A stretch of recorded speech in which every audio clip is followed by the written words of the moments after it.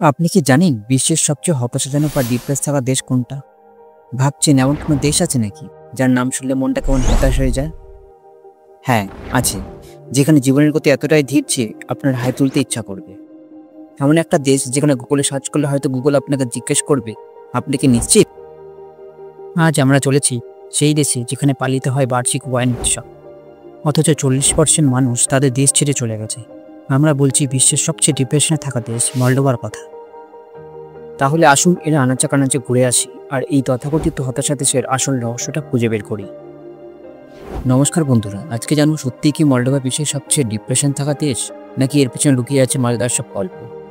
চলুন মলডোভার wine seller থেকে শুরু করে এর অদ্ভুত ইতিহাস সবকিছু ঘেঁটে দেখি আর জানার চেষ্টা করি। আচ্ছা, মলডোভা ঠিক কোথায় আছে জানেন? আসলে আমাদের কাছে নামের চেয়ে এই দেশের অবস্থানটাই বেশি অজানা। এর আনুষ্ঠানিক নাম মলডোভার প্রজাতন্ত্র, পূর্ব ইউরোপের একটি স্থলবেষ্টিত দেশ, যার আয়তন 33,843 বর্গ কিমি এবং জনসংখ্যা 2,38,00,000-এর একটু বেশি। মলডোভার পশ্চিমে রোমানিয়া এবং উত্তর পূর্ব ও দক্ষিণে ইউক্রেন দ্বারা সীমাবদ্ধ। এটি একটি গণতান্ত্রিক দেশ, যার রাজধানী চিসিনাও দেশের বৃহত্তম শহর এবং প্রধান সাংস্কৃতিক ও বাণিজ্যিক কেন্দ্র। মলডোভার ইতিহাসটা শুনলে আপনার মনে হতে পারে এই দেশটা জন্ম নিয়েছে ঝামেলা জড়ানোর জন্য। একবার রোমানিয়ার অংশ ছিল, একবার রাশিয়ার, আর কখনো সোভিয়েত ইউনিয়নের। ঠিক যেন কোনো সদ্যজাত শিশু যাকে সবাই নিজেদের খেলনা বানাতে চায়। ইউরোপের সবচেয়ে গরিব দেশগুলোর মধ্যে তারা অন্যতম। কিন্তু জানেন কি এই গরিব দেশটার আছে পৃথিবীর বৃহত্তম ওয়াইন সেলার? হ্যাঁ, ঠিক শুনেছেন, গিনেস ওয়ার্ল্ড রেকর্ড বুকে তাদের নাম আছে। মাইলেজ টি মিচি নামের এই ওয়াইন সেলার নাকি 200 কিলোমিটার বেশি লম্বা। ভাবুন, আপনি একটা বিশাল আন্ডারগ্রাউন্ড শহরে ঢুকেছেন আর তার সব বাড়ি ওয়াইনের বোতলে ভরা। প্রায় 2 মিলিয়ন বোতল ওয়াইন আছে সেখানে। তাদের অর্থনীতির একটা বড় অংশ আসে কৃষি থেকে, বিশেষ করে ওয়াইন আর আখরোট। হ্যাঁ, আখরোট। মলডোভা আখরোট উৎপাদনে বেশ এগিয়ে। আপনার কি মনে হয় এমন একটা দেশ হতাশাজনক হতে পারে যেখানে এত ওয়াইনের আখরোট আছে? আমার তো মনে হয় এরা হতাশ হয় না, বরং ওয়াইন খেয়ে সব হতাশা ভুলে যায়। মলডোভা ইউরোপের সবচেয়ে কম ভিজিট করা দেশ, মানে পর্যটক এখানে আসে না বললেও চলে। এরা যেন লুকিয়ে আছে আর চাইছে না কেউ তাদের খুঁজে পাক। 40% নাগরিক তাদের দেশ ছেড়ে চলে গেছে কিংবা পালিয়ে গিয়েছে। এর কারণ কি হতে পারে?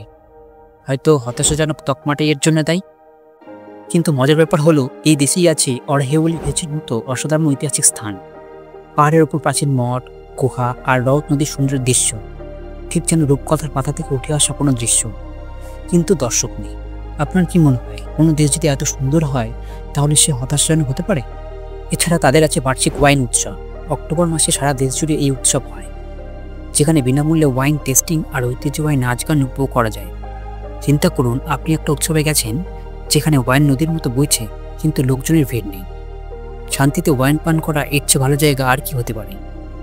মলডোভার মানুষ বেশিরভাগই রোমানিয়ান ভাষায় কথা বলে, কিন্তু যেহেতু তারা দীর্ঘদিন ধরে রাশিয়ার দখলে ছিল, তাই অনেকেই রাশিয়ানও বলতে পারে। এদের সংস্কৃতিতে রোমানিয়ান আর রাশিয়ান দুটোরই প্রভাব আছে। খাবারের দিকে তাকালে দেখবেন রোমানিয়ান মামালিকা আর রাশিয়ান বোরশট সবই পাওয়া যায়। যদিও এই দেশটিকে হতাশাজনক বলা হয়, কিন্তু তারা খুব অতিথিপরায়ণ। যদি আপনি তাদের বাড়িতে যান, তারা আপনাকে ওয়াইনের আখরোট দিয়ে আপ্যায়ন করবে। তাহলে দেখলেন তো মলদোভা কি সত্যি বিশ্বের সবচেয়ে ডিপ্রেশনে থাকা দেশ, নাকি এটা একটা শুধু ভুল ধারণা? আমার তো মনে হয় মলদোভা মোটেই হতাশাজনক নয়, বরং একটা দারুণ জায়গা। হয়তো তাদের অর্থনীতি দুর্বল, হয়তো সমুদ্র নেই, কিন্তু তাদের আছে পৃথিবীর বৃহত্তম ওয়াইন সেলার, অসাধারণ প্রাকৃতিক সৌন্দর্য আর অতিথিপরায়ণ মানুষ। এই ভিডিওটি কেমন লাগলো কমেন্টে জানাতে ভুলবেন না। আর যদি মলডোভা নিয়ে আপনার কোনো মজার অভিজ্ঞতা থাকে সেটাও শেয়ার করুন।